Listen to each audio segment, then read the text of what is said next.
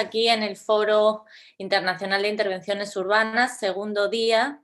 Después de la ponencia de Miriam, ahora seguimos en el bloque del apocalipsis ahora, crisis COVID y crisis ambiental. Nos acompañan en este panel Manuel Polanco Pérez Llantada, miembro fundador de Asociación Basurama, que va a hablar junto con Desiree Vélez, fundadora de Reciclaje.p.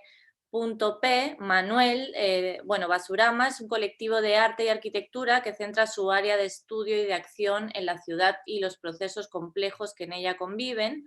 Utiliza la basura en su sentido más amplio como punto de partida, como medio y como fin para pensar y construir. Y Desiree es del equipo interdisciplinario conformado por peruanos en Alemania, Reciclaje.p me refiero, donde abordan la gestión de residuos como una oportunidad de acción y creatividad para involucrar a la comunidad en la cadena del reciclaje a través de formatos y herramientas accesibles. Actualmente colaboran con municipios y recolectores de plástico en un proyecto de economía circular y educación ambiental en espacios públicos en Lima. Luego tendremos a Maura Magali Aldave Godoy, directora técnica de la Autoridad Municipal de los Pantanos de Villa, que hablará con Ignacio Hübner, guardián del Pantano de Villa. Maura es ingeniera forestal con más de 15 años de experiencia laboral en la gestión de ecosistemas, los 7 primeros años dedicada a la investigación científica en bosques tropicales y comunidades nativas amazónicas. Posteriormente, la gestión desde un enfoque ecosistémico, desarrollo sostenible, gobernanza ambiental, así como en la adaptación y mitigación al cambio climático en contribución a los objetivos de desarrollo sostenible. Tiene publicaciones relacionadas a la biodiversidad, recuperación de ecosistemas, sociología, entre otros, y se ha desempeñado en el sector privado, cooperación internacional y el Estado. Actualmente es funcionaria de la Municipalidad Metropolitana de Lima. Luego tendremos a Juan Diego El Castillo, presidente del Centro Urbes, Centro Peruano para la Resiliencia de Sociosistemas Urbanos. Juan Diego es biólogo por la Universidad Nacional Agraria de La Molina, cuenta con un diplomado en gestión ambiental por la Universidad Técnica de Dresden, Alemania, y con estudios en Colombia y Argentina sobre ciudades sostenibles y resilientes, y participación juvenil para la gestión de la biodiversidad. Es presidente y cofundador del Centro Urbes, organización de la sociedad civil involucrada en la conservación de las lomas de Lima desde el 2011. Es asesor de las organizaciones locales en las lomas de Amancaes desde el 2015, fue coordinador general de la campaña Salvemos las Lomas del 2018 y representa al Centro Urbes en espacios formales y no formales sobre conservación y gestión de las lomas de Lima. Y por último, y no menos importante, nos acompaña en el panel también Juan David Hoyos, Parques del Río Medellín. Juan David es colombiano, arquitecto por la Universidad Pontificia Bolivariana, ha sido conferencista y profesor invitado en seminarios nacionales e internacionales. De 2009 a 2011 formó parte de los estudios de arquitectura, el equipo de Masanti, Plan B Arquitectos. Es cofundador del estudio Arquitectura Latitud, taller de arquitectura y ciudad en Medellín, que operó del 2011 a 2019 y en donde ha desarrollado diferentes proyectos públicos como Parques del Río Medellín, Parque Educativo El Carmen de Viboral, entre otros.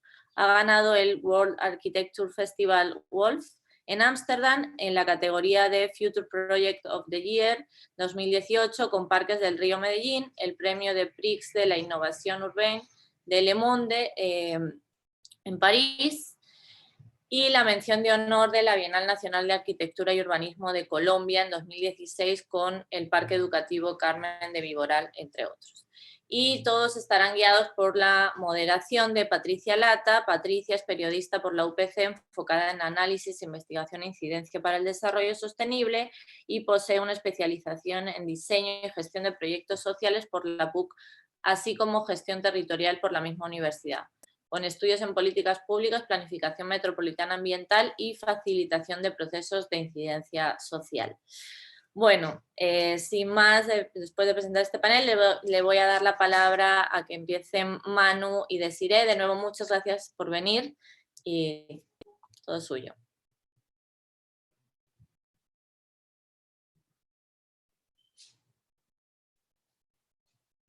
Desiree, creo que estás muteada.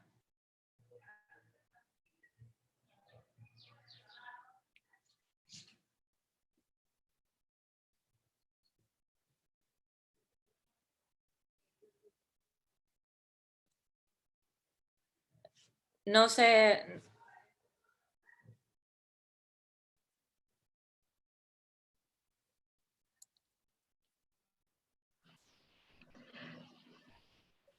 Tienes que desmutearte. Arriba. Arriba, o sea, cuando haces clic arriba, te sale arriba a la izquierda sale el botón de mute. Si no, alguien del equipo técnico puede desmutear a Manu, porfa. Problemas técnicos de la virtualidad. O si no, que apriete Enter cuando hable. Es que con la pantalla Hola. compartida. Ahora. Ahora sí. Vale, perfecto. Disculpar, es que no podía yo desmutearme para no fastidiar la pantalla. ¿Qué tal? Buenos días a todo el mundo. Buenas tardes desde España y Alemania. Desiree y yo vamos a contaros brevemente una experiencia conjunta dentro de un proyecto más amplio que luego en unos minutos Desiree les contará. Se trata de la construcción de un pequeño puesto de exhibición del proyecto que está desarrollando Reciclaje.p en Lima, que pretendía ser, además de ese puesto de exhibición, un elemento móvil que pudiera activar el espacio público de la ciudad.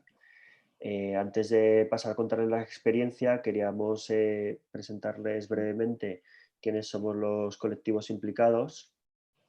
Yo pertenezco al colectivo Basurama, que es un colectivo fundado en el año 2001 en Madrid, en la Escuela de Arquitectura. Actualmente estamos compuestos por arquitectos y una medioambientalista. Y como pueden imaginarse, nuestro principal foco de investigación es la basura en todas sus manifestaciones. Hemos tenido la inmensa oportunidad de participar en muy diferentes países y de alguna forma tener una visión global de lo que significa la basura, el consumo, el espacio público o la informalidad en diferentes países del mundo. Y básicamente nuestra idea es que la basura es un material que nos rodea por todas partes y que sigue siendo infinitamente útil y que se puede reutilizar de muchas maneras, pero ya no tanto por darle un uso, un enfoque tan medioambientalista, como pensar que la reutilización de la basura es una forma de cambiar la mirada y de hacernos repensar los materiales que nos rodean y de qué forma podemos modificar los espacios que nos rodean con un presupuesto muy bajo. Esto, más allá de proyectos anecdóticos, se puede pensar de una forma estratégica, asumiendo que todas las ciudades producen materiales constantemente y a la vez todas las ciudades están rodeadas de espacios que no se utilizan, de manera que se puede establecer una estrategia en la cual se puedan emplear todos esos materiales para tener una ciudad y un espacio público de mayor calidad.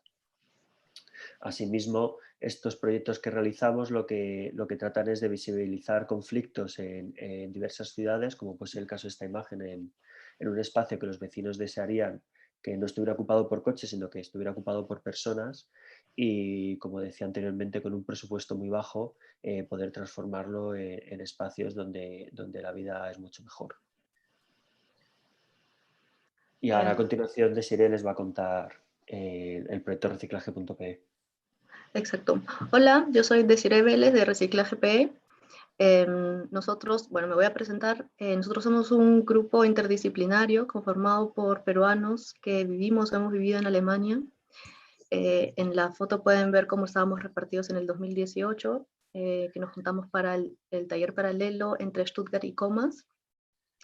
Nosotros nos juntamos precisamente por esta oportunidad que surgió de volcar nuestras experiencias en un contexto limeño muy concreto, que es el distrito de Comas. Mencionar que con sus más de 500.000 habitantes, a Comas se le suma, además de los problemas que ya tienen varios distritos de la periferia de Lima por sus escasos recursos, se le suma además esta capa que pueden ver en el mapa, que se genera por una ruta de residuos que se recogen de la ciudad y que la recorren hacia los rellenos sanitarios que también precisamente están en las periferias. Es decir, que en estas áreas sombreadas hay una gran cantidad de residuos difíciles de gestionar adecuadamente en una estrecha relación con el territorio, el paisaje y comunidades vulnerables. Este tema fue tratado en uno de los días del taller paralelo, que duró 2 días. Esta complejidad que tiene la gestión de residuos en general, pero luego nos enfocamos en el objetivo, que era precisamente indagar en alternativas para aprovechar los residuos y verlos como recursos. Es decir, ver la ciudad como una fuente de recursos. Por un lado, porque algunos de estos son muy difíciles de evitar, como vemos que es el problema del plástico alrededor del mundo, y por otro lado, porque su recolección y comercialización representa el sustento de miles de familias, convirtiendo ese tema en un tema con una fuerte variable social. Es así que desde Stuttgart, nosotros en la foto de la izquierda, les mostramos un poco a distancia cómo a través de unas máquinas muy simples logramos cerrar el ciclo del plástico en algunos pocos pasos, ¿no? Este cierre del workshop, en el que terminamos generando esa imagen que es un trompito de plástico reciclado, tuvo una muy buena acogida, y les cuento esto porque en base a esto es que surge el proyecto No Comas Plástico, apoyado financieramente por la cooperación alemana y la municipalidad de Comas, y en la que colaboramos con Precious Plastic y con Basurama. Y bueno, partimos de esta premisa. Si lo malo del plástico es que dura mucho, y lo bueno del plástico es que dura mucho, entonces la pregunta es qué podemos hacer con él. Y bueno, nosotros decidimos que usando sus propiedades vamos a generar un impacto. Es así que el proyecto busca, por un lado, expandir vías de concientización, es decir, nos enfocamos en sensibilización de plásticos de un solo uso, y por otro lado, ofrecemos alternativas de trabajo que sirvan como suplemento a la economía de los recicladores. Es decir, trabajamos directamente con recicladores que colaboran con la municipalidad. Esto lo queremos lograr a través de herramientas de un formato accesible. Al igual que pasó con Stuttgart, construimos las mismas máquinas en Comas el año pasado. Esas son unas máquinas que se pueden construir en cualquier parte del mundo bajo el modelo de un grupo llamado Precious Plastic, que pone su información a disposición en internet y puede construirse, como digo, en cualquier parte del mundo. Nosotros usamos estas dos herramientas, entre otras, para visibilizar la idea de economía circular a una escala muy pequeña de comunidad, y también para llevarlas a campañas de sensibilización en espacios públicos. Una vez construidas, las llevamos a diversos eventos abiertos en cooperación con otras municipalidades de Lima, y estas fueron dirigidas tanto a recicladores, acopiadores y personas involucradas como público en general. Hemos incidido mediante el proyecto en la gestión en un trabajo colaborativo entre el municipio, la comunidad y los recolectores o recicladores. Es decir, que cada uno se ha reconocido como parte de la cadena, y juntos teníamos un objetivo en común, que era la creación de un nuevo producto. Y esta es la fase en la que estamos ahora. Ese nuevo producto ya no sería algo simbólico como un trompito que hicimos en el taller paralelo, sino, bueno, hemos seguido una serie de metodologías para lograr un producto que hemos desarrollado en conjunto. Y bueno, era importante que, que toda esta idea se pueda llevar a cabo en Lima y exactamente en Comas. Y bueno, pongo este mapa como si fuera un panorama, porque quería explicar que tomamos como base mucho trabajo previo que ha hecho el equipo de educación ambiental de la municipalidad, lo que nos ha permitido que con nuestra idea se termine de transmitir un poco más directamente los mensajes que ellos ya se esforzaban en transmitir. Claro, por un lado involucraban a viviendas, o sea, han activado diferentes actores de la ciudad como colegios, como mercados y domicilios para concientizarlos en el recojo de residuos segregados. Y por otro lado, que es lo que se enfoca un poco más a esta conferencia, que es usar el espacio público como una plataforma para llevar estas campañas de sensibilización. Vemos ahí, ellos usan semanalmente estas campañas que son charlas o ciertas actividades enfocadas a reciclaje y economía circular, ¿ya? En ese caso están, como ven en la foto de la derecha, están haciendo cuero de bolsas de plástico. Y bueno, queríamos rescatar esto y unirnos un poco en esa línea, aprovechar que las máquinas se pueden transportar muy fácilmente. Entonces armamos como un kit que nos permite hacer unos workshops en espacios públicos, generar un objeto alrededor del cual se puedan generar debates, experiencias, y ese es el motivo de la colaboración con Basurama, porque decía al inicio que, que nuestros objetivos se cumplirían a través de una herramienta accesible. Y bueno, una parte son las máquinas, pero otra parte era llevar esta idea, o sí, la idea del producto a más gente, ¿no? Entonces, bueno, desarrollamos la exhibición móvil precisamente para hacer esta tarea un poco más fácil, y así nació la idea de la exhibición, del puesto de la exhibición móvil. Y ahora le dejo la palabra a Manu. Bien, la cuestión era cuando Desiree y yo empezamos a hablar sobre la posibilidad de exhibir el proyecto que están desarrollando. Inicialmente la idea era montar un espacio en la propia municipalidad de Comas, pero enseguida nos dimos cuenta que eso iba a requerir que el público se acercara al espacio, además de los costes logísticos y materiales para poder adaptar un espacio que fuera apto para la accesibilidad del público. Entonces le dimos la vuelta a la idea y propusimos esta idea que pueden ver en la imagen, que consistía en una especie de carrito transportado por un vehículo que se pudiera montar y desmontar rápidamente, en el cual estuvieran las máquinas, los diferentes prototipos de plástico, etcétera, etcétera. Nosotros en los últimos años hemos realizado varios proyectos en Latinoamérica y bueno, pudimos ir aprendiendo poco a poco cómo funciona la gestión de residuos por parte de los recogedores informales que construyen carritos, y pudimos descubrir también la variedad de materiales que se pueden encontrar en las ciudades de Latinoamérica. Entonces este carrito de alguna manera era una continuación a un trabajo que ya habíamos hecho en los años anteriores. Aplicamos la metodología que aplicamos habitualmente en Basurama, que consiste primero en hacer una investigación de los materiales. Normalmente intentamos no imponer qué materiales queremos utilizar por parte de Basurama, sino descubrir qué materiales hay en la cercanía, que esos son los que realmente tendría sentido utilizar. En este caso, alrededor del Centro de Gestión de Residuos de Comas hay un montón de chatarrerías con piezas de vehículos, muelles, bicicletas, carritos, etcétera, etcétera. Así que será nuestro punto de partida. También en la propia municipalidad de Comas encontramos elementos de fierro que eran perfectamente utilizables para el proyecto, así que también los transportamos al espacio de trabajo. Y otra de las patas de nuestros proyectos es la colaboración con agentes locales.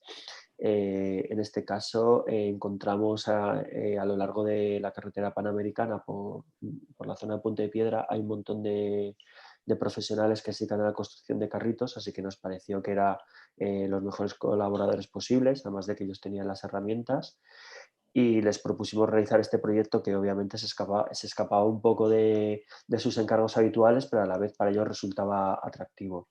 Estuvimos trabajando con ellos unos 10-12 días construyendo el prototipo, y una vez terminado pasamos a la realización de la pintura y los acabados, la construcción de una mesa para las muestras, etcétera, etcétera. Y finalmente se llevó a la Municipalidad de Comas para implementar los elementos expositivos.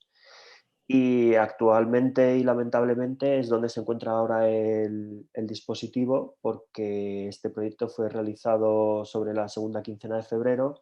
Se iba a inaugurar más o menos en la segunda semana de marzo, pero no pudo ser, por lo que todos ustedes saben. Así que ahí se encuentra el dispositivo almacenado, esperando que sea posible sacarlo y realizar estas actividades de exhibición. Y esto es todo por nuestra parte.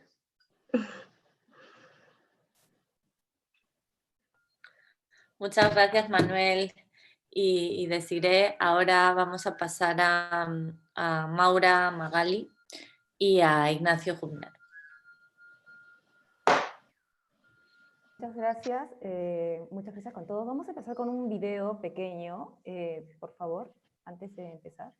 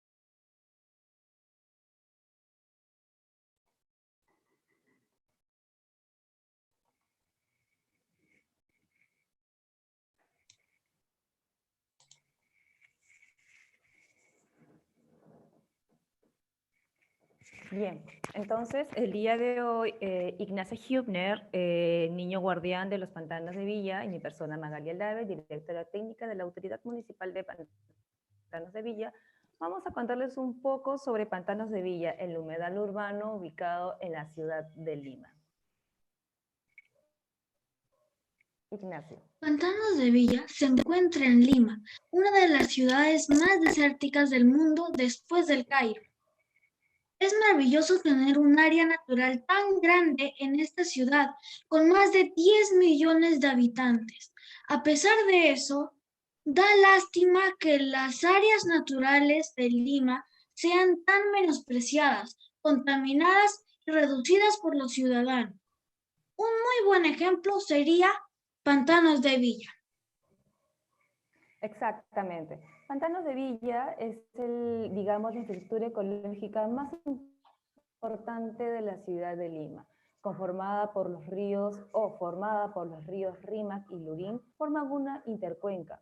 Esta intercuenca hace de que el área de influencia de este humedal tan importante esté comprendida a 4 distritos o gobiernos locales, que son los distritos de Santiago de Surco, Chorrillos, San Juan de Miraflores y Villa El Salvador. Pero si nos damos cuenta, estos distritos están totalmente urbanizados, no hay casas, hay viviendas, hay zonas urbanas y periurbanas. Ambientalmente también es sumamente importante los pantanos de Villa porque se encuentran los cuerpos de agua que dan vida al humedal. ¿Qué quiere decir? El agua que viaja por la parte subterránea de los suelos, valga decir nuevamente esto, para llegar a Pantanos de Villa, afloran afuera de Pantanos de Villa, ¿no?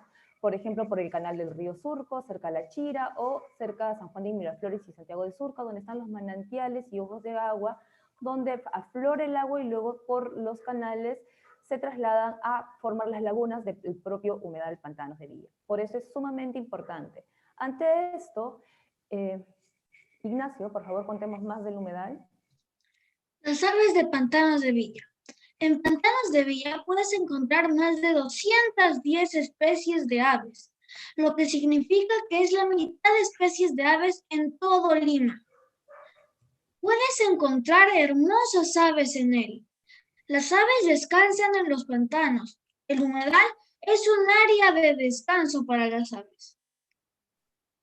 Vienen aves de otros países migrando y descansan en Pantanos de Villa. Ahí consiguen los alimentos y espacios necesarios para reponerse y seguir su viaje. Las aves residentes natales de Pantanos de Villa tienen todos los recursos para nacer, anidar, migrar, reproducirse y morir. La fauna. En Pantanos de Villa también residen otros animales como los cuyes, peces y una extensa variedad de insectos. En Pantanos de Villa tenemos una variedad de 65 especies de plantas como los juncos, que también forman parte del ecosistema, limpiando el agua del humedal. El humedal está conformado por 7 lagunas y 5 canales, que dan vida a Pantanos de Villa, pero solo la laguna Génesis puede ser navegada. Navegar por la laguna te da un conocimiento más profundo del ecosistema y la convivencia en el hábitat de las especies. Así es. Y como bien lo ha mencionado Ignacio, toda esta maravilla que tiene nuestra ciudad en Lima y específicamente albergada en los pantanos de Villa, no es ajena a los problemas. Hemos identificado una serie de amenazas vinculadas al arrojo de basura, de desmonte, en algunos puntos importantes para el nacimiento del humedal, así como en el propio humedal. Por ejemplo, en las zonas de las playas, personas que pasean con caballos o cuatrimotos, que pueden afectar la zona de nidificación de las aves, ¿no? Ante esto, lo que hace la Municipalidad de Lima es crear una autoridad municipal para poder coordinar y articular con estos 4 distritos que tienen influencia sobre el humedal. Y tiene una alta dirección o un consejo directivo, donde se toman decisiones a favor de la protección del humedal. conformada, como ya les había mencionado, por los gobiernos locales de San Juan de Miraflores, Villa El Salvador, Santiago de Surco, Chorrillos, pero además también el Servicio Nacional de las Áreas Naturales Protegidas, CERNAM, porque Pantanos de Villa es un área natural protegida como tal.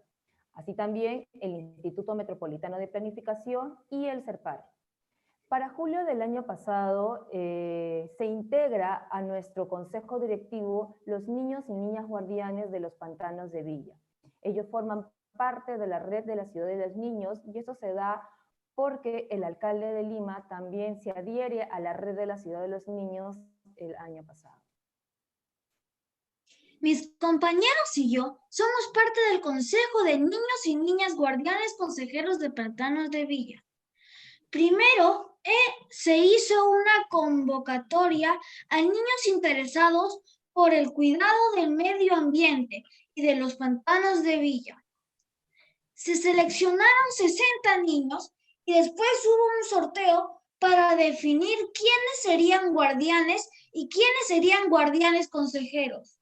Nosotros somos un punto de vista para comunicar la situación. La dirección de Provilla nos comunica las cosas que tenemos que hacer y los eventos a los que debemos acudir como niños guardianes. Y nosotros formulamos ideas y aportamos ideas a la formulación y ejecución del evento a través de reuniones y ahora a través de Zoom. Nosotros tenemos el objetivo de proteger y promocionar el humedal Pantanos de Villa. Nosotros hemos realizado varias campañas, eventos y promociones en torno a la ciudad del humedal. Al cuidado del humedal. Nosotros hemos hecho una campaña para evitar los fuegos artificiales y pirotécnicos en un evento de promoción de la belleza de los pantanos de Villa.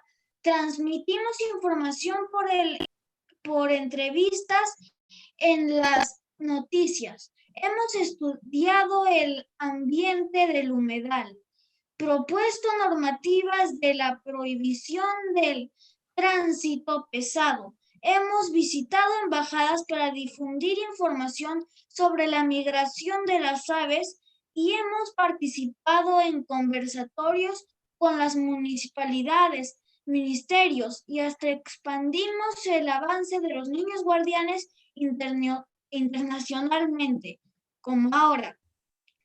También promocionamos el pantano con nuestros amigos y familiares. Así es. Entonces vemos que la participación de los niños guardianes tiene un rol muy importante en la gestión de espacios tan especiales como este humedal en la ciudad de Lima. Además, como consejo directivo, ya les había mencionado el humedal y que estos dan vida al humedal, ¿no? No somos la excepción, como vemos en las imágenes, el arrojo de la basura y el desmonte es el día a día en la ciudad. Estamos trabajando por la recuperación de estos espacios públicos a partir de intervenciones que lo hacemos con el Consejo Directivo y la participación de los mismos vecinos. Tenemos que articular un trabajo de sensibilización muy arduo para que se puedan mantener y cuidar estos ecosistemas, ¿no? Pero nosotros como administrar el 200% de todo el área natural protegida, quiere decir que tenemos más de las 264.27 hectáreas, administramos 194.37. Y hemos adecuado uno de estos circuitos para que puedan conocerlo también las personas con discapacidad motriz, visual y sonora.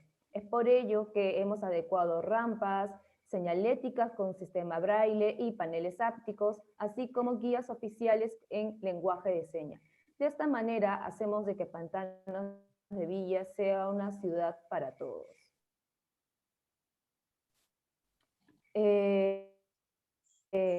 Provilla, comprometida, que aporta a 3 objetivos de desarrollo sostenibles. El 11, que tiene que ver con ciudades y comunidades sostenibles. El 13, que es acción por el clima.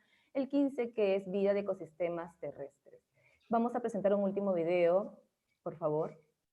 Y antes de presentarlo, quería decir que yo he escrito y redactado el 99% de mi guión y lo adapté a Así es. un lenguaje más de niños. Gracias, Ignacio.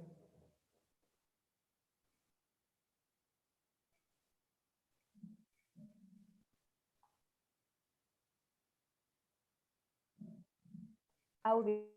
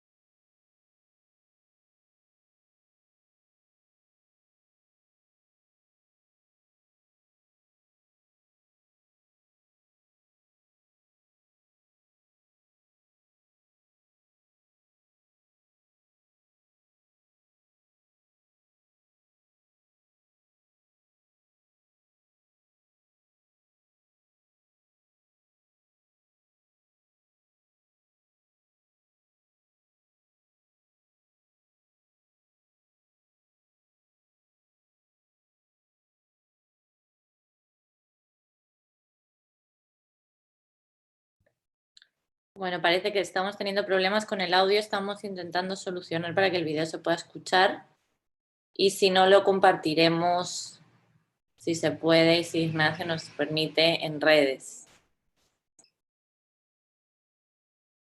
Porque parece que no se puede, no sé qué está pasando. Tal vez no Sí. están compartiendo audio del computador en compartir pantalla. Sí, vamos a intentarlo una vez más y si no, como te digo, lo compartimos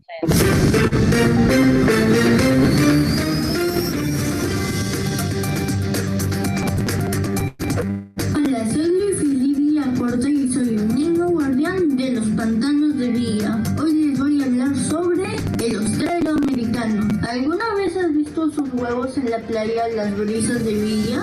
Hacen sus nidos allí. Conoce todo sobre esta especie y ayúdanos a cuidarlo. Junto a Provilla y en la siguiente nota de Novedades del Pantano. La laguna Marbilla forma parte de los pantanos de Villa, humedal de gran importancia para la ciudad que podemos localizar al sur de Lima. En este ecosistema, donde se han registrado más de 200 especies, también podemos encontrar al ostrero americano. Con nombre científico Almatopus palliatus, se caracteriza por andar en grupos y por sus sonidos agudos. Como aves residentes del humedal, anidan entre la laguna Marbilla y la playa conocida como las Brisas de Villa. Día a día se ven expuestos a múltiples amenazas, como personas paseando a caballo, animales domésticos o vehículos pequeños como cuatrimotos. Es por ello que a la primera alerta de algún individuo extraño suelen rodearlo y emitir sonidos en mecanismo de defensa. La autoridad municipal de los pantanos de Villa, Provilla, trabaja arduamente para reducir los impactos en el ecosistema que afecten el buen estado del humedal, el cual sería el motivo por el que los ostreros americanos habrían escogido este lugar para anidar. Respetemos a la naturaleza y a todos sus habitantes como los ostreros americanos. Recordemos que la laguna Marbilla es su hogar permanente y debemos protegerlos para que lugares como los pantanos de Villa sigan atrayendo a diversas especies en nuestra capital y así podamos conectarnos con la naturaleza.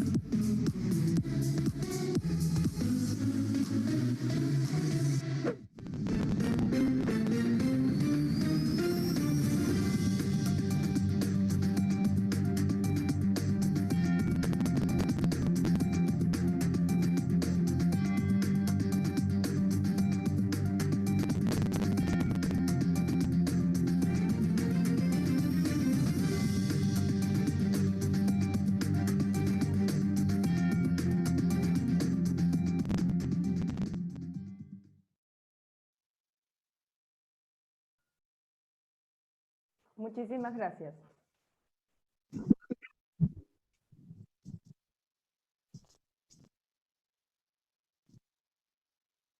Ya, muchísimas gracias. Ahora le tocaría a Juan Manuel del Centro Urbes. Hola, ¿qué tal, Lucía? Buenos días. ¿Se me escucha bien? Sí, se te escucha.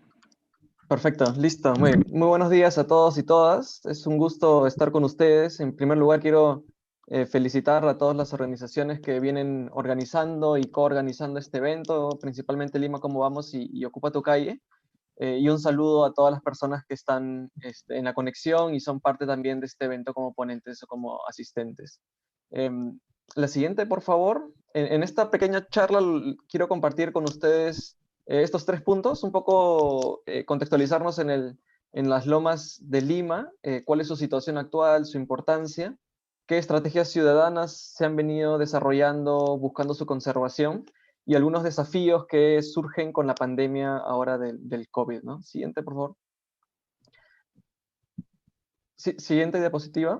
Uno de los primeras cuestiones que quiero compartir es, bueno, presentarles el ecosistema. Este es el ecosistema de lomas en Lima, que se ve de manera constante a lo largo de la capital. La imagen a la izquierda es cómo se ve el ecosistema durante la época húmeda, durante la época invernal en Lima y en toda la costa peruana, entre junio y octubre, en el cual la vegetación crece como se ve, mientras que en la época de verano, entre noviembre y abril, mayo más o menos, tenemos la vista a la derecha, ¿no? Entonces estamos ante un ecosistema bastante estacional, que tiene una marcada variación a lo largo del año, y como les mencionaba, se encuentra a lo largo de la costa, ¿no? Si vemos la siguiente diapositiva, por favor. Las lomas costeras es un ecosistema bastante particular que se encuentra a lo largo de la costa de Perú y Chile. Se encuentra desde la zona reservada de Illescas, en Piura, hasta La Serena, más o menos a la mitad de Chile, ¿no? Entonces, a lo largo de toda la costa desértica peruana y chilena se encuentra este ecosistema. Particularmente en Lima metropolitana, las lomas ocupan entre el 7 y 24% de la superficie. En la imagen que ven en el medio se puede ver a las lomas que aparecen año a año en un verde claro, en un verde limón, mientras que las lomas que aparecen durante los eventos del Niño se encuentran en verde oscuro, ¿no? Y como se ven, forman parches continuos y largos a lo largo de la ciudad, ¿no? Pero anualmente crecen en forma de islotes de vegetación, ocupando 18 sitios de lomas en la capital. Entonces, la siguiente, por favor. ¿Qué encontramos en las lomas de Lima y por qué es importante? Bueno, porque albergan una rica biodiversidad y el ecosistema en general brinda distintos servicios ecosistémicos que benefician a la ciudad, ¿no? En la biodiversidad, bueno, encontramos más de 150 especies de plantas y muchísimas especies tanto amenazadas como endémicas, es decir, que solamente crecen en el Perú, entre reptiles, aves, mamíferos, entre otros, ¿no? Entre los servicios ecosistémicos que nos brindan estas lomas se encuentra, bueno, es un espacio para la recreación, para la educación, para el ecoturismo, que ya les voy a hablar un poco más adelante. Eh, Además sirve para mejorar la calidad del aire y retener el suelo, ¿no? Que es bastante importante en Lima, siendo que las lomas se encuentran en zonas periféricas de la ciudad, donde se encuentran poblaciones vulnerables y por tanto reduce el riesgo de desastres, ¿no? En estas áreas. Entonces, la siguiente. Entonces, más allá de la importancia que tiene este ecosistema en la ciudad, la realidad es que este se encuentra amenazado debido principalmente al... Siguiente diapositiva, por favor. Este ecosistema se encuentra amenazado principalmente por el crecimiento urbano informal, el crecimiento desorganizado, y además por la minería no metálica, ¿no? La que busca piedra chancada y los insumos para la preparación de cemento, ¿no? Como se ven en las dos imágenes superiores. Y además el hecho de que se encuentre tan cercano a la ciudad y que tengamos sistemas de recojo de residuos sólidos bastante deficientes ha llevado a que también haya una contaminación en ese aspecto, ¿no? Entonces, en esta imagen lo que podemos ver es una imagen satelital de dos lomas. A la izquierda, las lomas de Mancaes entre Rímac, Independencia y San Juan de Lurigancho, y a la derecha, las lomas de Mangomarca en San Juan de Lurigancho también. En las líneas verdes claras lo que podemos ver es el borde de las lomas, mientras que en el coloreado de rojo se encuentra cómo ha aumentado la ciudad, digamos, la mancha urbana, entre el año 2009 y 2020, ¿no? Entonces lo que hemos visto es un crecimiento sobre el ecosistema bastante pronunciado en los últimos años, ¿no? Principalmente en San Juan de Lurigancho, ¿no? Y esto responde claramente a una cuestión de una falta de oferta de existencia de una política de vivienda social adecuada que responda a la fuerte demanda de todos los sectores socioeconómicos en nuestra sociedad, ¿no? Y que ante la falta de oferta oficial, por lo que se opta es por las ocupaciones informales, ¿no? Entonces, la siguiente, por favor. Ante esta situación, ¿qué ha sucedido? Bueno, que las poblaciones locales que viven aledañas a las lomas, en muchos casos, se han autoorganizado y autoconvocado para defender el ecosistema de la degradación que vienen sufriendo, ¿no? En el mapa de la izquierda, que es el mismo mapa de las lomas de Lima, en los puntos rojos pueden ver aquellos sitios de lomas en donde existen organizaciones locales que promueven la conservación de este ecosistema a través de distintas modalidades, de distintas actividades, ¿no? Y estas organizaciones están conformadas por adultos, por jóvenes, por niños, etc., ¿no? Entonces, si vemos la siguiente diapositiva, entre las distintas actividades que se realizan para defender este ecosistema, una de las principales es la promoción del ecoturismo, que permite, digamos, mejorar la calidad de vida y brindar, digamos, un fuente de ingreso económico a las personas de la localidad, y ha generado que este ecosistema y su realidad se conozca muchísimo más en la ciudad, ¿no? Había un disparo bastante pronunciado del número de visitas en los últimos años, en la última década, y bueno, eso sigue aumentando, ¿no? Otra estrategia ha sido promover la educación ambiental en colegios, en universidades, en ferias, en parques, etc., ¿no? Si vemos la siguiente, también se han dado intervenciones sobre el ecosistema a través de actividades de restauración ecológica, es decir, recuperar al ecosistema más o menos a como estaba antes, ¿no? En la foto estamos viendo a Aide Cerrón, la líder de la organización local en las Lomas de Amancaes, que está reintroduciendo el bulbo de la flor de Amancaes, ¿no? Una flor representativa que da nombre a la loma y al sector del RIMAC. Y a la derecha, bueno, vemos también que han habido estrategias de investigación, ¿no? Es decir, ir conociendo distintos aspectos ecológicos, sociales de la loma ha sido fundamental para poder desarrollar las estrategias, ¿no? Una siguiente, por favor. Y una estrategia también que ha surgido en los últimos años y que resulta bastante interesante es cómo han habido intervenciones en espacios públicos, en los barrios cercanos a las lomas, que buscan la recuperación de estos espacios, ¿no? Y que tienen una vinculación con el ecosistema de lomas, ¿no? A la izquierda vemos una pequeña toma de lo que fue una recuperación de un espacio público, un parque con un espacio para niños y un mural que se realizó en el distrito del RIMAC por la organización AMA Mancaes, que ahora a las 3 de la tarde también va a estar presentándose y explicando la experiencia más a detalle. Y a la derecha, una recuperación en el distrito de Villa María del Triunfo, en las Lomas de Paraíso, en el cual se colocó una serie de pallets por las organizaciones Más Ciudad y TADU, en coordinación con la organización local, y que permite un espacio de descanso para los visitantes, ¿no? Entonces, siguiente, por favor. Además, otra acción importante que se viene desarrollando con bastante intensidad es la incidencia política. Es decir, organizaciones de sociedad civil venimos presionando a las autoridades para que asuman y aborden la conservación de las lomas de manera seria, ¿no? A la izquierda vemos una noticia de lo que fue la campaña Salvemos las Lomas, que buscó que las candidaturas a la alcaldía de Lima firmasen un compromiso por las lomas de Lima. Y esto, además de otras acciones ciudadanas, ha llevado a acciones, como se ven a la derecha, ¿no? Intervenciones ante traficantes de terrenos que ocupaban una zona en las lomas de Villa María, ¿no? En la siguiente imagen vemos también más cómo estas estrategias de incidencia ciudadana han recaído finalmente en políticas públicas. Aquí vemos en la izquierda cómo el caso de que 5 de las 18 lomas de Lima han sido reconocidas dentro del área de conservación regional, que ahora está bajo administración de la Municipalidad Metropolitana de Lima. Y a la derecha, hace poquito nada más, se ha aprobado un protocolo interinstitucional para luchar contra el tráfico de terrenos en ecosistemas frágiles, ¿no? De lomas. Esto también es un trabajo articulado entre sociedad civil, el Estado, las universidades, entre otros actores, ¿no? La siguiente, por favor. Y esto continúa, para comentar un caso que ahora mismo está, bueno, dos casos que ahora mismo están en las noticias, están en la realidad actual. En el Congreso de la República ya está, se ha colocado en agenda del Pleno un proyecto de ley que busca formalizar las posesiones informales, y esto validaría, digamos, la ocupación informal en las lomas, ¿no? Su destrucción.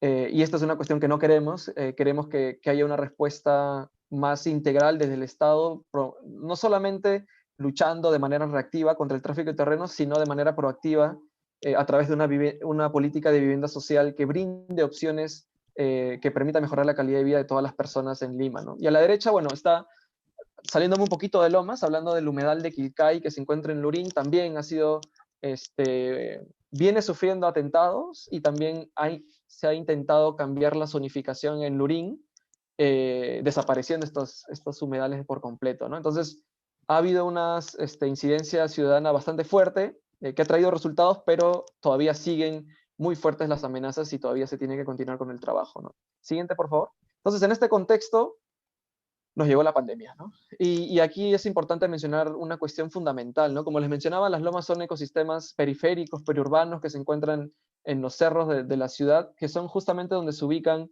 poblaciones vulnerables, ¿no? Nosotros vemos en el gráfico de la izquierda, es un gráfico del exceso de mortalidad por distrito, por semana en Lima metropolitana, ¿no? Y si vemos dónde ha existido un mayor exceso de mortalidad, es justamente en los distritos donde se ubica mayor población vulnerable.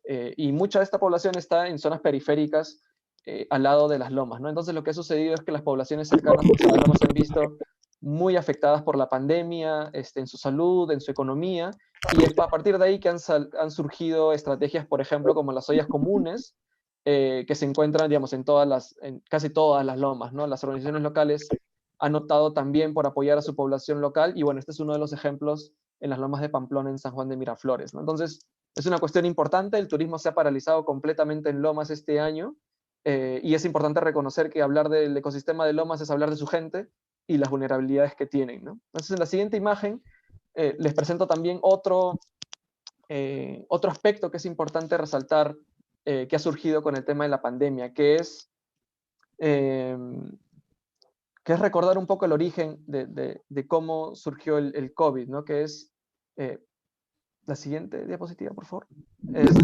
Que básicamente, bueno, surge en China por el tráfico de fauna silvestre, ¿no? Y eso se relaciona con los problemas que viven los ecosistemas a nivel mundial de deforestación, tala ilegal, comercio ilegal de fauna silvestre, entre otros.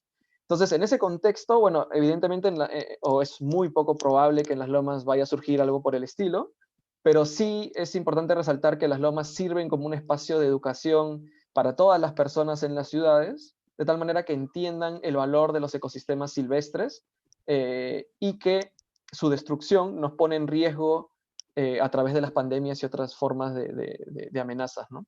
Y a la derecha, bueno, les muestro una noticia que bueno, es bastante ya difundida. Hay muchos estudios que demuestran cómo los espacios verdes urbanos, periurbanos, mejoran la salud mental, no solamente de adultos, sino de todas las personas, ¿no? Entonces, en ese aspecto, la conservación de los ecosistemas de lomas en este contexto de pandemia, además de todo lo ya indicado, nos debe llevar a pensar también que es un medio de educación y de mejora de nuestra calidad de vida en general, ¿no? Entonces, para terminar con algunas ideas, en la siguiente diapositiva, por favor. Solamente dejarles algunas conclusiones, como ideas, fuerzas, en función a lo que les he presentado, ¿no? Bueno, primero que el ecosistema de lomas, y para Lima en particular, representa un inmenso potencial, tanto ecológico, biológico, también educativo para todas las edades, también es un potencial social, identitario, cultural, y también de desarrollo económico para las personas especialmente vulnerables que viven muy cercanas a estas, ¿no?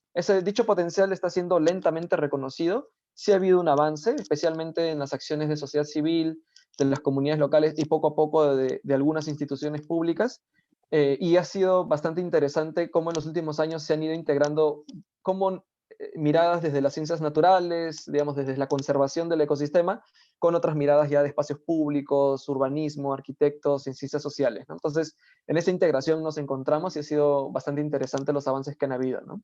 No obstante, y por último dejo con esto, es que estos esfuerzos no son suficientes, ¿no? Hace falta desarrollar mucho más, impulsar una mirada integral de la ciudad, reconociendo la vulnerabilidad de las poblaciones que viven aledañas a las lomas y toda su complejidad cultural, social, de salud, etc. También reconocer mucho más estos ecosistemas en su potencialidad, y esta integración entre la naturaleza en esta ciudad con la sociedad que vive alrededor de ella, es una tarea que se viene dando, pero que está pendiente, que se realice con mucha más fuerza, es urgente, y no solamente tiene que llevarnos a la acción, a la reacción, sino a pensar cómo podemos vivir en armonía con nuestros ecosistemas, no solamente en áreas rurales, en los bosques, en la Amazonía, sino en nuestras mismas ciudades, de tal manera que mejoran nuestra calidad de vida, ¿no? Entonces, esas son las reflexiones que quería compartirles por ahora. Muchas gracias.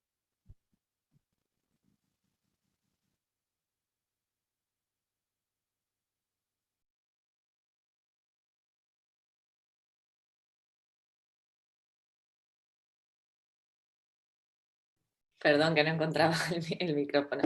Muchas gracias, Juan. Ahora le doy el pase a Juan David.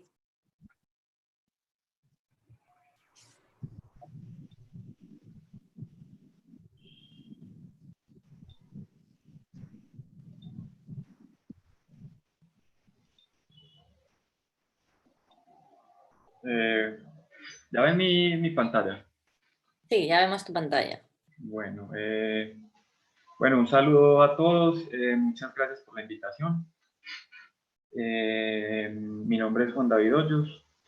Soy arquitecto radicado en Medellín y hoy les voy a hablar sobre este viaje que ha sido desarrollar el proyecto de Parques del Río, y me voy a enfocar en torno al agua y cómo nuestras ciudades se han desarrollado a través del agua como identidad de los asentamientos humanos.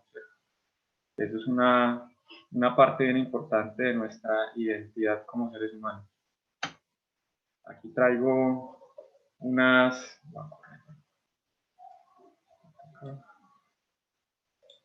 Bueno, aquí traigo unas imágenes de unos pintores importantes. Los seres humanos nos asentamos en las cercanías de las aguas a lo largo de los ríos y mares. De hecho, muchas de las metrópolis importantes del mundo crecieron a lo largo de las orillas de los ríos o mares, como es el caso de Londres, París, Barcelona, New York, Shanghái y muchas otras ciudades. La importancia del agua como medio de transporte y como recurso económico muestra que fue decisiva en la determinación de la organización espacial y la distribución de los asentamientos humanos. Y aquí quería pues como hacer referencia con estos cuadros de pintores como Van Gogh, Pierre Renoir y Monet, que retrataron los ríos y la relación de las ciudades y las personas con el agua, ya que estos cuerpos de agua son en muchas ocasiones la identidad de nuestros asentamientos y que propician diversas relaciones humanas, ¿cierto? Entonces, digamos que aquí se retratan pues ríos como el Támesis, el río Sena, y otra vez por acá el río Sena de Pierre Fabre. Bueno, aquí quería también como tocar este tema hablando de algunas ciudades. Aquí vemos unos planos de París, el río Sena en 1800, Moscú, el río Moscú en 1739 y Londres, el río Támesis en 1759. Entonces, para los seres humanos es de vital importancia tener fuentes de agua dulce cercanas con la finalidad de poder producir alimentos y suplir las necesidades vitales como seres vivos. Los ríos son de vital importancia para el desarrollo de las civilizaciones, ya que permite que las culturas puedan aprovechar estas fuentes de agua para sus necesidades vitales, tales como el consumo, el aseo y la agricultura. Entonces vemos pues en estos planos cómo las ciudades han crecido siempre alrededor de los cuerpos de agua, los cuales son parte fundamental para la vida y también que empiezan a generar esta identidad de nuestras ciudades. Aquí vemos ya como para pasar a lo que ha ido surgiendo con los ríos del mundo, que se fueron canalizando y se construyeron autopistas alrededor de esto. El desarrollo, la modernidad, el proceso de industrialización hicieron que lentamente las ciudades se desconectaran de sus ríos, de sus cuerpos de agua. Ellos terminaron siendo contaminados, relegados, olvidados, se les dio la espalda. Aquí vemos pues unos ejemplos. A la izquierda vemos a Bilbao, el río Nebrón, una foto de 1967, vemos cómo el río está canalizado y está rodeado de autopistas y zonas industriales. Realmente es un río que no tiene la posibilidad pues como del acercamiento y de estos encuentros ciudadanos. Vemos otro más drástico que fue el río de Seúl, que se cubrió el río Chongenshon en 1970. Si pueden ver, el río desapareció completamente de la ciudad, se cubrió y fuera de eso se le construyó un viaducto sobre él. Entonces digamos que aquí vemos cómo empezamos a darle la espalda a nuestros ríos, cómo las ciudades crecen y se los van comiendo. Otra imagen también interesante es de Madrid Río, del río Manzanares. Esta es una imagen de alrededor del año 2000 y también vemos cómo es un río canalizado y que tiene alrededor la M30, que es una autopista de alto flujo que no permite tampoco un acceso directo a este afluente tan importante. Pero con esto también quiero mostrar que nuestras ciudades en las últimas décadas en Asia, Europa y Latinoamérica han materializado planes de alto impacto en los que se busca que los ríos hagan parte importante de la planificación de la ciudad y que alrededor de estos generen espacios con usos deportivos, culturales y gastronómicos que activen estos corredores y que hagan que la ciudadanía los integre en su vida diaria. Entonces aquí vemos cómo estas ciudades que vimos anteriormente, que ocuparon sus ríos, crecieron alrededor de estos, le dieron la espalda, vuelven a mirarlos y generan este tipo de intervenciones. Entonces todos conocemos pues la intervención de Bilbao en el río Nebrón, que se generó un desarrollo de todo este borde de río como espacio público y cultural, lo que generó una renovación urbana muy importante en esta zona y que la gente volviera a tener una identidad de su ciudad a través de este cuerpo de agua. En Seúl, con su río, lo que hicieron fue derribar el viaducto, excavar y volverlo a encontrar. Obviamente ya deja de ser un río natural, es una infraestructura verde, pero se vuelve a recuperar la memoria de este lugar y se le entrega a los ciudadanos. Desaparecen los carros, no se hacen nuevas autopistas y lo que se genera es un cambio bien interesante, una renovación urbana importante alrededor de este río. Pues las personas generalmente no quieren vivir alrededor de las grandes autopistas. En cambio, si tenemos unos parques donde nos podemos encontrar con una conectividad y con unos senderos que nos permitan caminar y esparcirnos, generan una renovación bien importante en nuestras ciudades. Y el otro ejemplo es el río Manzanares a la derecha, que lo que hizo también fue darle prioridad al peatón y a la vegetación y enterró las autopistas. Entonces aquí vemos pues como unos ejemplos que se han ido desarrollando, que también fueron ejemplos para nosotros para el desarrollo de proyectos de parques del río.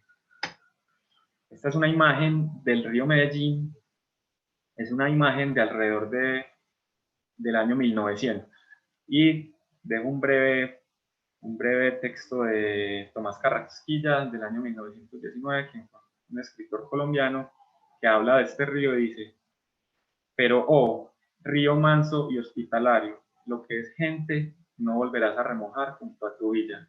La edificación urbana ha invadido tus dominios y los trenes ferroviarios te pasan por la cara.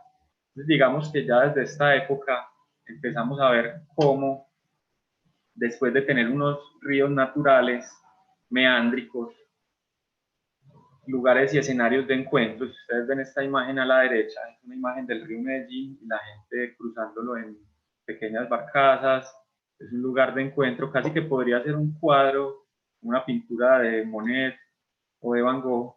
Vemos cómo había una identidad importante y cómo se generaban pues como algunas situaciones alrededor de este río. Pero con el crecimiento de la ciudad, con el desarrollo, con la modernización, digamos que la ciudad empezó a necesitar estos terrenos alrededor del río y en el año 1941, y ven en la imagen de la izquierda, se empieza a hacer la rectificación del cauce. Ahí vemos los meandros naturales del río y vemos cómo se le pasa una línea recta, que la vemos en la imagen derecha, cómo se rectifica esto y cómo cambia todo este estructurante natural a través de este acto de ganar terreno y que la ciudad crezca alrededor de este afluente. Aquí vemos pues en el año 1954, este es el río, casi todas las fotos son como de la misma zona, siempre vemos el Cerro Nutibara asociado como a las imágenes. Aquí vemos ya en la imagen de la izquierda cómo el río está completamente rectificado y canalizado y la ciudad empieza a crecer alrededor de este. Ya no tenemos esas orillas de encuentro, sino que tenemos autopistas. Vemos en el año 63 ya el río como un canal de servicios, básicamente empieza a desaparecer como de ese imaginario de ciudad y de encuentro y pasa a ser una autopista que no solo es una autopista para la ciudad, sino que es una autopista nacional, conecta la ciudad de Medellín con el resto del país. Y también vemos pues cómo la infraestructura de energía eléctrica, que también es nacional, empieza a correr a través de este corredor. Y abajo vemos pues la situación que ha generado esto. El darle la espalda a nuestro río ha generado pues que sea un río olvidado, que no tenga acceso y que sea completamente degradado. Entonces aquí vemos como en este contexto histórico el borde del río actual de la ciudad de Medellín, una desconexión ambiental, una cicatriz urbana y desaparece del imaginario colectivo como el río Medellín. Se empieza a llamar la autopista del río, se empieza a nombrar como la cloaca de la ciudad, y aquí vemos en estas imágenes cómo cada vez es más difícil tener una relación con nuestro cuerpo de agua. En la imagen de la izquierda vemos las dos autopistas y el río canalizado, y en la de la derecha vemos en algunas zonas donde pasa el metro y la autopista, y la ciudad cada vez está más lejos del río, y el río cada vez se convierte pues como en este canal de servicios. Es imposible de acceder a él. Aquí vemos las problemáticas básicas de nuestra ciudad con las laderas y el agua. El 76% de la población colombiana vive en áreas urbanas, por lo que ha hecho que las ciudades pues hayan tenido un crecimiento demográfico en los últimos 40 años impresionante. Pasaron de ser villas a grandes ciudades y áreas metropolitanas. Tenemos asentamientos informales y ilegales en ladera, tenemos descargas residuales en el río, tenemos cruces transversales limitados, o sea, el río, hay una desconexión total entre ambas bandas y no hay una llegada importante al río. Siempre los puentes peatonales que están son del sistema del metro. El crecimiento poblacional para el 2030 esperamos tener alrededor de 850.000 personas más en el área metropolitana. Y el crecimiento del parque automotor pasará de 1.3 millones a 3.9 millones de vehículos en 25 años, ya que tenemos pues como unas cifras muy locas. Y también vemos pues que todo este canal de servicios genera una barrera hacia el río. Déficit de espacio público efectivo, como lo tienen todas nuestras ciudades en Latinoamérica. Y aquí vemos lo que es Medellín y el Valle de Aburrá. Esta es nuestra ciudad. Es un área metropolitana conformada por 10 municipios. Esto, lo que vemos aquí es un valle completamente conurbado, ya no tenemos espacio de crecimiento, y a partir de esto, bueno, teniendo en cuenta también que no solo es este valle complejo, sino que también es un valle hídrico que tiene, solo en el ámbito de Medellín, tiene alrededor de 53 quebradas, lo que hace que sea más difícil la construcción de la ciudad. ¿Sí? Lo que hace que sea más difícil la construcción de la ciudad, y vemos que estos cuerpos de agua son los que organizan y generan pues como toda esta identidad de Medellín.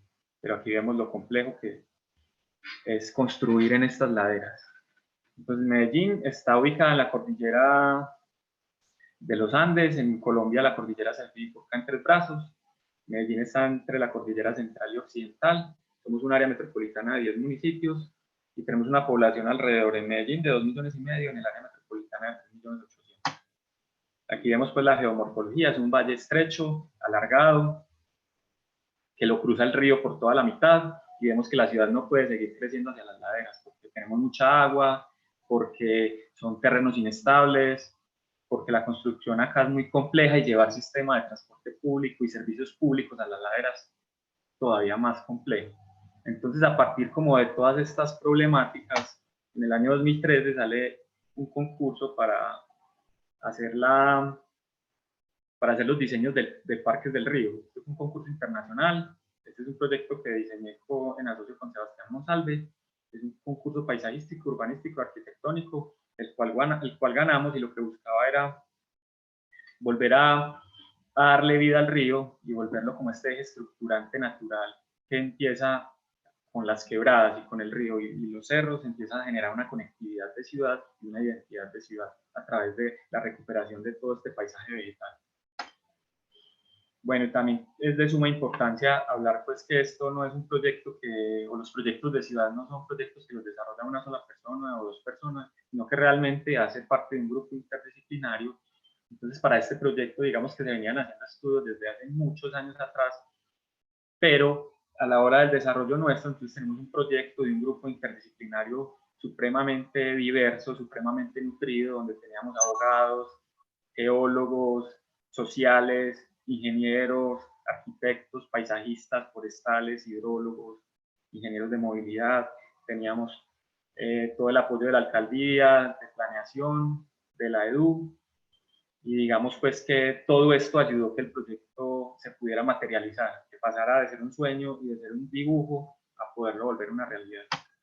Aquí vemos pues el ámbito realmente es muy grande, es un proyecto muy ambicioso, ocupa los 18 kilómetros que tiene la ciudad.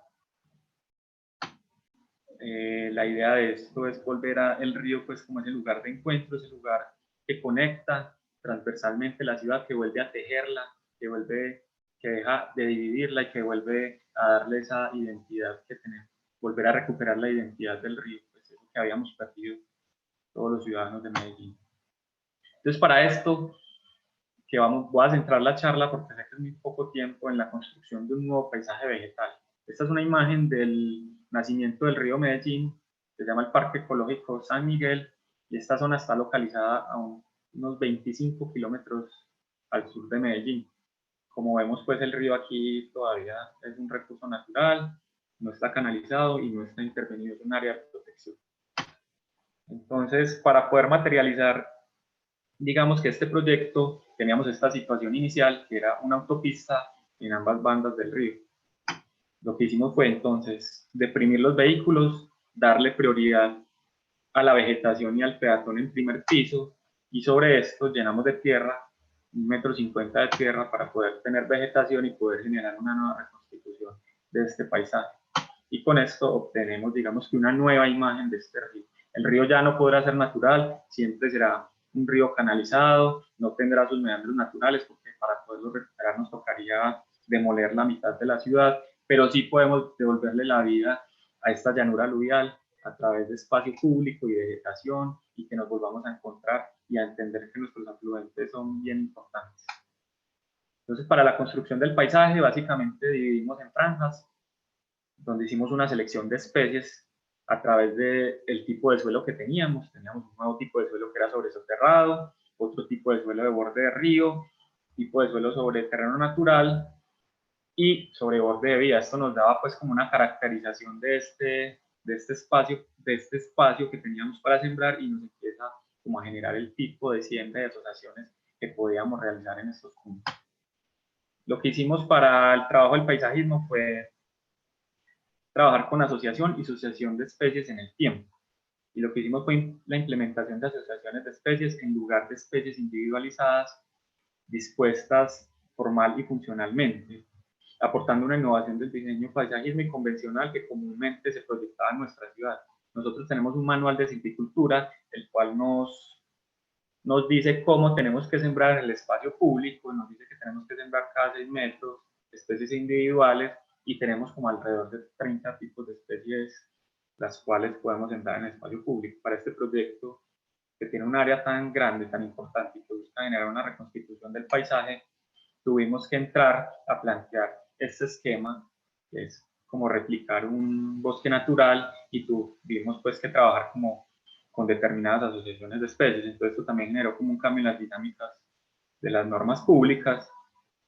Entonces ya en lugar de plantear distancias mínimas y referirse a unos lineamientos únicos provenientes de un manual, lo que se hace es proponer modelos de asociación de especies basándose en las propiedades y características más específicas, tales como su zona de vida, temperatura de adaptación, talla, aporte de sombra, fauna asociada, afinidad con otras especies y según su observación en medios naturales. Entonces aquí vemos en estas gráficas cómo la idea de replicar este bosque es que primero hay unas especies pioneras que crecen más rápido y generan pues como todas las condiciones bióticas para que crezcan unas especies secundarias, y este paisaje va cambiando en el tiempo, como se va dando en los bosques naturales. Para esto entonces ya hicimos como estos modelos de asociación y los fuimos ubicando según lo que iba pasando en cada punto del suelo de la ciudad. Es un trabajo pues muy juicioso. Este es un proyecto que se ha venido desarrollando desde el 2013 y el año pasado, en diciembre, entregamos la primera etapa construida, o sea, llevamos más o menos 7 años de proceso. Para esto, entonces, lo que hicimos fue tener 150 tipos de especies, de las cuales 125 son nativas y 25 introducidas. También lo que queríamos con este proyecto era recuperar especies que están en vía de extinción y ponerlas en este gran parque, que también nosotros lo llamamos desde el concurso un parque botánico que sea como una especie de jardín botánico. Aquí vemos, esta es una imagen de la planta del proyecto, de la primera etapa, que ya está construida y que está en operación. Son alrededor de 80.000 metros cuadrados.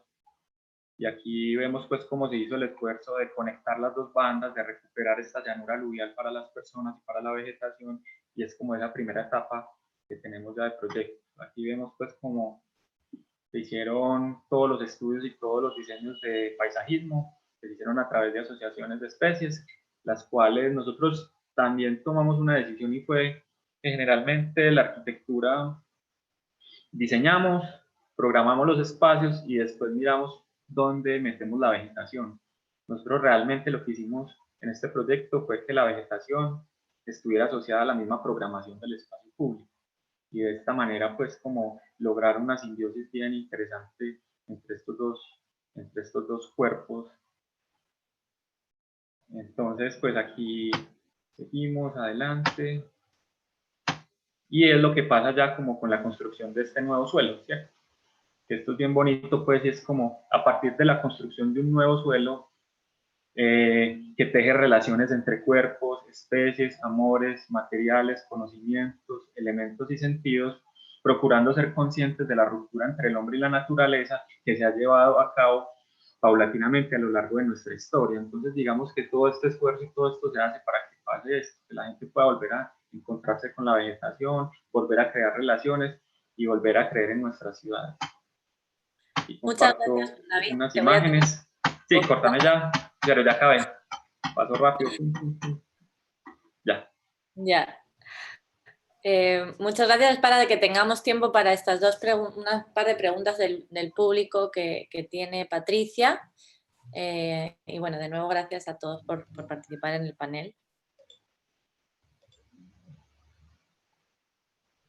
Pati creo que tiene ahí las... Sí, ¿cómo están todas y todos? Muy genial el panel que hemos tenido ahora con las distintas experiencias, tanto en Perú, llevado a Europa también de alguna manera, y en Medellín, en Colombia.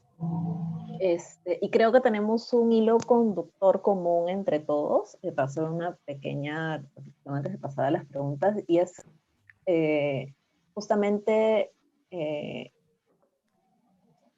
esta idea final que nos dejó Juan David, de que tiene que haber una simbiosis, ¿no?, en el diseño del espacio, tanto en cuanto a recuperación como en la generación del nuevo espacio, de la vegetación con el espacio público, y también el factor humano en la gestión de los ecosistemas, ¿no? No podemos seguir pensando en los ecosistemas, en la naturaleza, como algo ajeno a lo urbano, es decir, como dos cosas que deberían de reunirse cuando siempre han sido parte de, y esa parte de también están las personas, ¿no? Entonces, cuando hablamos de estos espacios naturales, de la recuperación, de la gestión ambiental, donde sea que lo estemos mirando, hay un factor humano en el impacto, y hay un factor humano en la recuperación y en el servicio que se provee desde la naturaleza.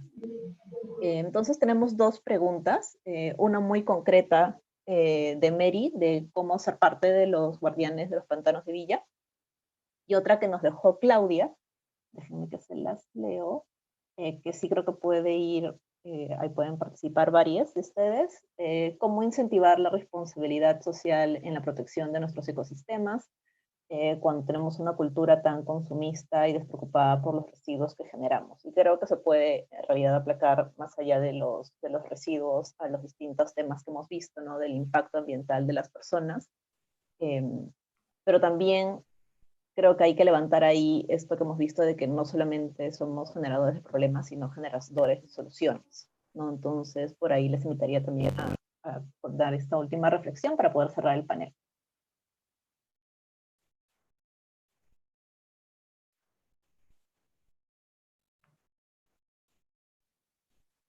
A ver, ¿quién desea empezar? Por favor.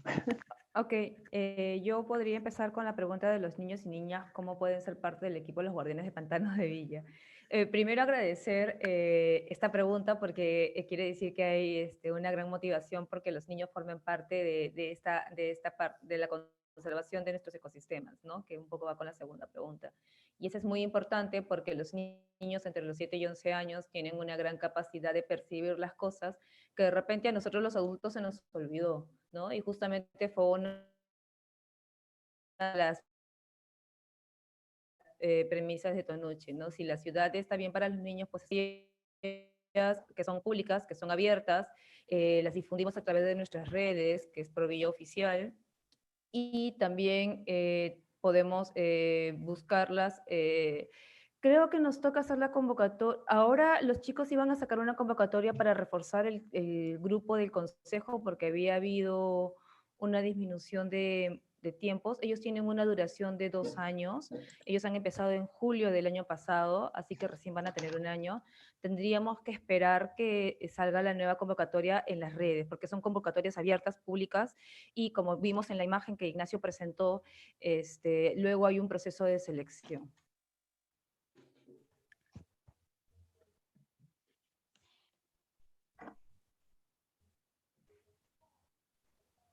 Muchas gracias, Maura. Y respecto a la segunda pregunta sobre justamente el impacto y la relación de las personas con la recuperación de los ecosistemas y la gestión, ¿quiénes pueden comentarnos un poco más al respecto? Ahí tienen el micro abierto antes de cerrar, por favor. Bueno, yo quisiera arrancar, bueno, diciendo que lo importante también es que haya que seamos muy activos en la participación social. Digamos que todo nace siempre de una pequeña idea y lo más importante es hacernos partícipes como de todos los eventos de la ciudad, hacernos preguntas, cuestionarnos y, por ejemplo, como estos eventos que se realizan, que muchos son a través de la academia, yo creería que también pueden ir tocando otras puertas. Pues nuestras ciudades latinoamericanas, digamos que todavía tenemos muchos problemas y estamos apenas empezando a entender cuáles son nuestros problemas y nuestra identidad. Y a través de esto tenemos que ser muy activos. Yo creo que se están moviendo muchas cosas, hay muchos colectivos. Digamos que a través de cada participación y actuación, asistir a marchas y estar pues vinculados como a todos estos procesos de ciudad, que los cambios se van generando, pues no son inmediatos, sino que son generacionales, pero tienen que iniciar de alguna manera. Entonces también creo que la academia en gran parte tiene una gran responsabilidad de divulgar también esto y de hacerse activa como las decisiones también políticas, porque es donde realmente nos estamos educando todos. Entonces, es un proceso muy complejo, de mucha activación, pero hay que meternos en él. Digamos que hay que estar siempre muy activos como en torno a lo que va pasando en nuestra ciudad. Patricia, ¿podría contribuir algo más? En la experiencia que nosotros tenemos con respecto al humedal Pantanos de Villa, creo que un factor importantísimo es el conocer, ¿no? Por ejemplo, vemos claramente cómo nuestros niños dijeron una palabra mágica: investigamos, estudiamos, ¿no? Y creo que esa parte es fundamental. Si yo no conozco algo, pues no lo valoro, no lo quiero, no lo cuido. Entonces, ese trabajo viene en un largo alcance, ¿no? Desde los niños, desde la academia, desde los adultos, que ya tomamos mucha información y conductas, y el reto es eso, modificar algunas conductas que afectan los ecosistemas, y desde los tomadores de decisiones, como nosotros, los políticos que estamos en la gestión pública. Entonces creo que es sumamente importante que todos los actores que vivimos y compartimos un espacio en común, podamos hacer cada uno nuestra parte, pero también creo que hay acciones para todos, incluso para el tomador de decisiones, que se va a basar en función a lo que sepa, a lo que conozca, a la información que tenga. Si yo no sé que este río, que este ecosistema es útil, pues simplemente le voy a poner bloque de cemento, ¿no? Entonces creo que esa parte también es sumamente importante. Es una información que definitivamente nace de la academia, pero que también puede nacer desde los colegios y desde la primera observación que venimos como sociedad teniendo. ¿Y si puedo agregar algo, Patricia? Dale, dale. Ok, 3 ideas, sumando lo que ya se ha mencionado. Bueno, primero agradecer por la pregunta, que es sumamente pertinente e importante. Yo creo que en la experiencia que hemos tenido en Centro Urbes a lo largo de estos años ha sido clave varias cosas, ¿no? Primero, mantener una actitud bastante abierta, de aprendizaje continuo, de mente abierta, de poder tener una mirada un poco más integral de la vida, creo. Yo soy biólogo, por ejemplo, y todos estos temas de espacios urbanos, arquitectura y demás, como es nuevo, para mí es un aprendizaje constante, y poder estar escuchando todos estos, ser parte de este tipo de foros y conversar con muchísima gente ha sido muy, muy valioso, ¿no? Me parece que esa es una experiencia personal que cada uno puede desarrollar, ¿no? Lo segundo es promover articulaciones, me parece. Ahí uno puede conocer multiplicidad de actores, se le pueden surgir muchísimas ideas de incidencia, de campañas, de educación, etcétera, y nunca perder el hilo de que como ciudadanos y ciudadanas tenemos el deber también de participar en la vida política de nuestras ciudades y de nuestros países, ¿no? En esa medida, trascender no solamente las acciones o esfuerzos individuales o colectivos pequeños, sino apuntar arriba, a las políticas públicas sobre las cuales se deciden cosas mucho más grandes, ¿no? Apuntar a que estos temas se hablen mucho más en las escuelas, que sea parte de la responsabilidad empresarial de manera constante, de tal manera que quienes consumimos productos y servicios exijamos de manera todo el tiempo, ¿no? Que hayan buenos procesos y que desde el Estado también haya un control en ese aspecto, ¿no? En esa medida, ante el individualismo, apelar a la cooperación, a la articulación, y ante el consumismo, pues un poco volver a nuestras raíces, y que lo tenemos al alcance de la mano, ¿no? Nuestros ecosistemas urbanos. Gracias.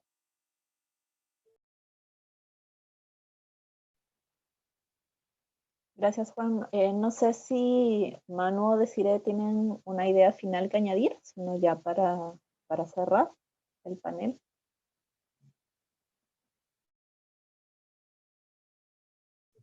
Creo que justo Manu se tenía que retirar por tiempo, que me ha pedido disculpas porque como vamos con un poquito de retraso. No sé si Desiree quieres añadir algo, si no nos despedimos.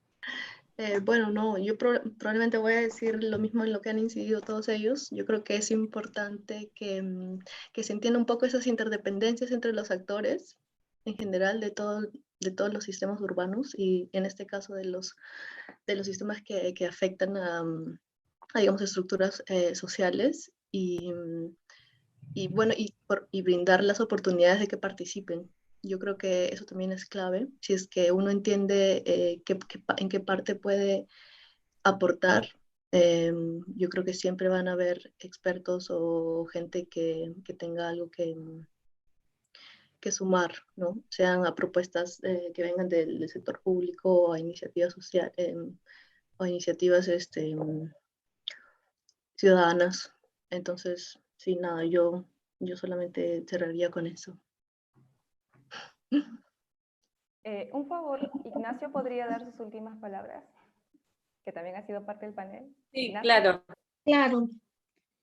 Que también la relación al ecosistema y el humano debe ser también mucho del conocimiento y de también querer cuidarlo, saber para qué cuidarlo y saber por qué cuidarlo. ¿Y cómo? Muchas gracias, Ignacio, claro que sí. Disculpa que en las camaritas no me estabas apareciendo tú, por eso me olvidé de darte a ti la palabra, qué mala. Bueno, muchísimas gracias a todos por participar, muchas gracias también a ti, Pati, por moderar. Seguimos en el Foro Internacional de Intervenciones Urbanas, ahora va a seguir otro panel, por favor, no se vayan, seguimos con más cosas interesantes. Ahora seguimos con el panel de estrategias de incidencia, gestión y con el panel de acciones ante la pandemia desde la cooperación internacional. Así que no se vayan y continúen viéndonos. Un abrazo.